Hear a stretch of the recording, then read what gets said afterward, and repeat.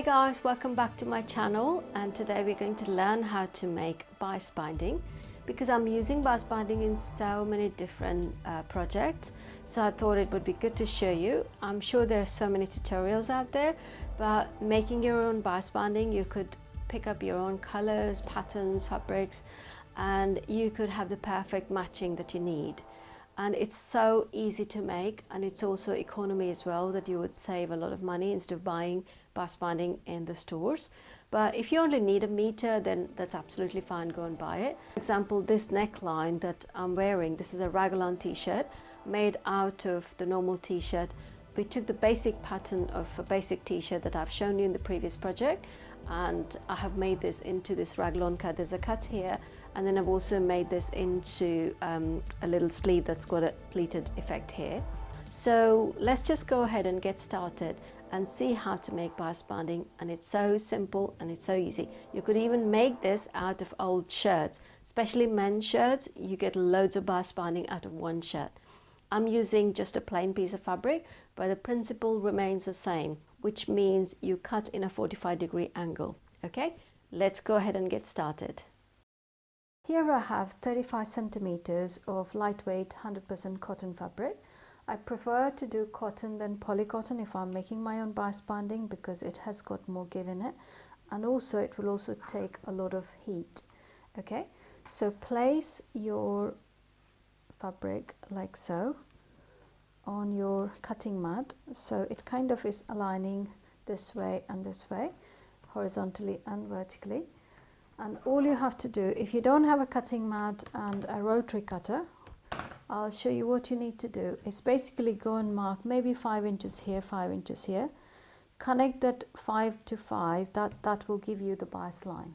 Okay, so because I have my cutting board, I can easily see where my bias line is. So with the help of my rotary cutter, I'm just going to go and cut some strips. I'm making a 1 inch wide bias tape, and I need to cut the strips double the width. So let me go ahead and do that.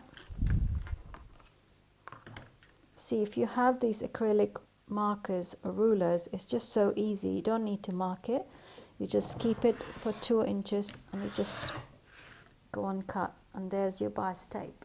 Okay, so we're going to put this through the bias tape maker and fold it.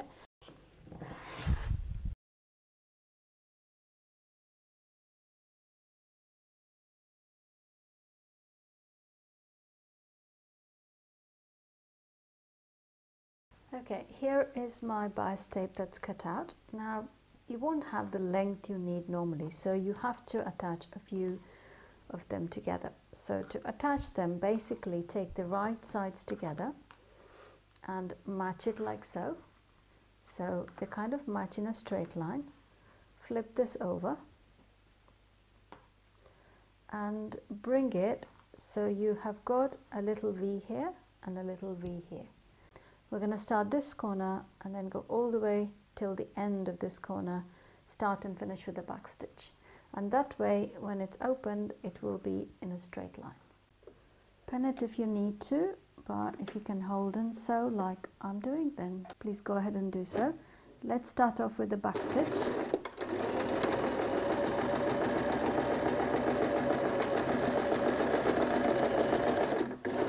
And finish with the back stitch. And that's how it looks when you finish it.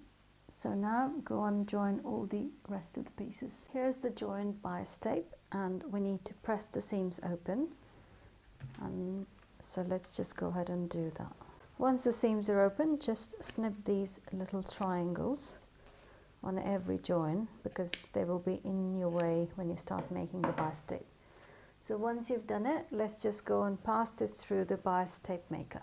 Okay, here you have different widths of bias makers, because this one's just come off.